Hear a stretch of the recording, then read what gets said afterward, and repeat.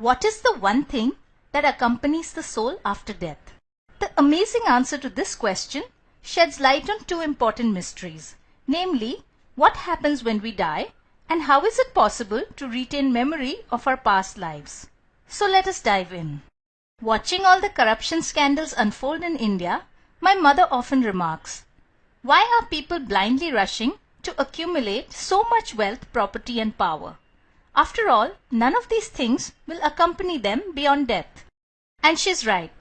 Whatever be our cherished worldly possessions, those which we mistakenly use to determine our self-identity, such as our job, our wealth, home and car, even our bodily appearance, one day when we die, we shall have to let them all go in one clean sweep. We came empty-handed into this world and empty-handed we shall go. However, while we cannot take our material possessions with us, there is one highly critical yet deeply overlooked thing which we do take with us when we die. This thing is our mind. And unless we have attained to samadhi in this life, our mind will accompany our soul after death in its journey onto the other side. This fact has been explained by Swami Vivekananda when he said, "This Atman or soul goes through birth and death accompanied by the mind." It is only because we are able to take our mind, the real storehouse of all impressions with us after death, that an unbroken continuity can be maintained between all our previous births and the current and future ones. But how exactly does the soul take the mind with it after death?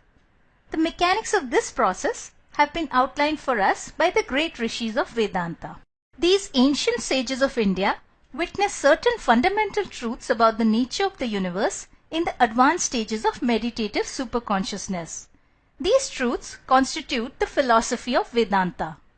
One of the main tenets of Vedanta is that the soul of every human being is encased in 3 successive bodies. These bodies can be thought of as layers or shells that surround the soul. Swami Sivananda of the Divine Life Society equates this to when we put on 3 successive layers of clothing. The outermost shell is that of the gross physical body. This is the body we most commonly identify with, and it houses the brain and other organs. It is known as the Sthul Sharir in Sanskrit.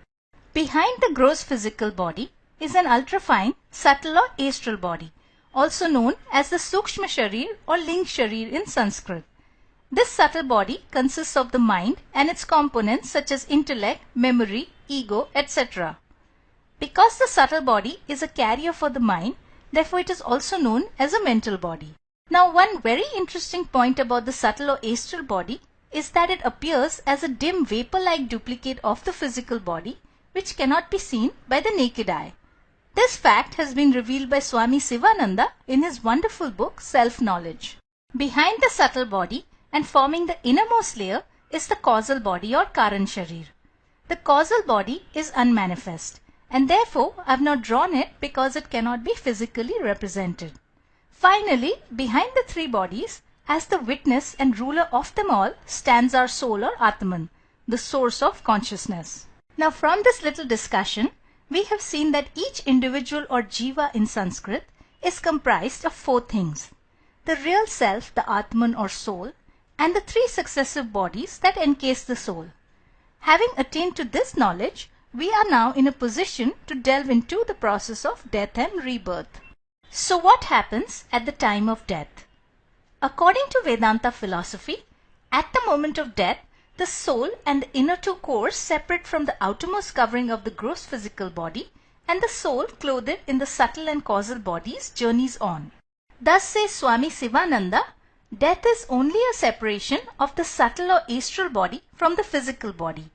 Just as a person passes from one room to another, the soul passes from the gross plane of existence to the subtle. Now, this subtle body or Sukshma Sharir, as we have seen earlier, is the carrier for the mind. Till a person is living, he or she is clothed in all 3 bodies, and the mind is merged with the brain and body. But upon death, the physical body is shed, and as Swami Vivekananda has explained, the soul goes out and carries part of the mind with it. Furthermore, as both Vivekananda and Sri Aurobindo have revealed, it is our mind and not the brain which is the real storehouse of all impressions or sanskars. Everything that we have ever thought, every action that we have done, is lodged in the mind. in the lower layer of the Chitta or subconscious mind, the impressions of all things seen, thought, sensed and felt are recorded. For this reason, even though the brain has been left behind at death, a lifetime of impressions or sanskars stored in the subconscious mind accompany the soul after death. What's more, since the same mind has been evolving and traveling with us from birth to birth, therefore the impressions of all lives past as well as those of the current one are stored in the subconscious mind. When the soul takes a new birth, this entire library of past impressions can potentially be accessed by the new brain, and in this way it is possible to remember our past lives. Now, in the normal course of things, these past life impressions remain buried deep within the recesses of our subconscious mind, and therefore most people are unable to recall their past lives. However, in certain special situations, such as when a soul reincarnates quickly without spending too much time in the subtle world, or through hypnosis, or through certain highly evolved yogic processes such as Kundalini awakening, it is possible to remember events from the immediate or some or even all of our past lives. One of the most famous verses from the Bhagavad Gita which captures these possibilities is when Lord Krishna tells Arjun, "Many births of mine have passed as well as yours, O Arjun. I know them all, but you know them not." Even Lord Buddha remembered many of his past lives, including the times when his soul was evolving through animal births. This brings us to the end of our presentation. Thank you so much for watching. If you have further questions in your heart surrounding God, soul, consciousness, life and death, then be sure to visit my website, The Spiritual Bee, at www.spiritualbee.com.